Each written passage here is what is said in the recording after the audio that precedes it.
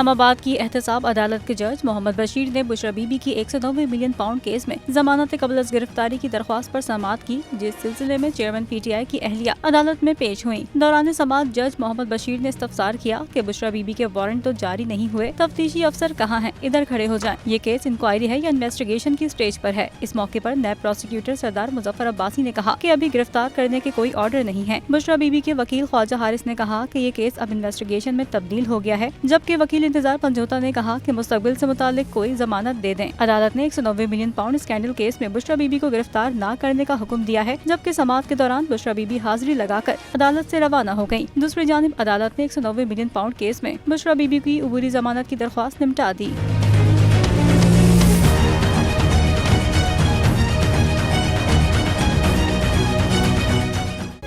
तारीख का अमीर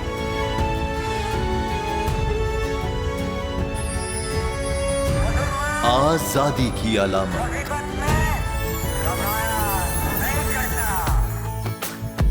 हुस्न का आईनादार,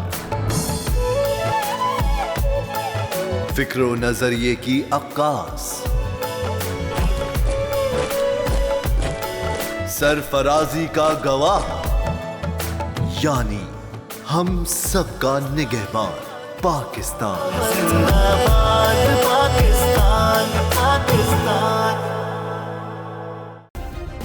सब्सक्राइब करें और बेल दबाएं ताकि कोई खबर रह न जाए।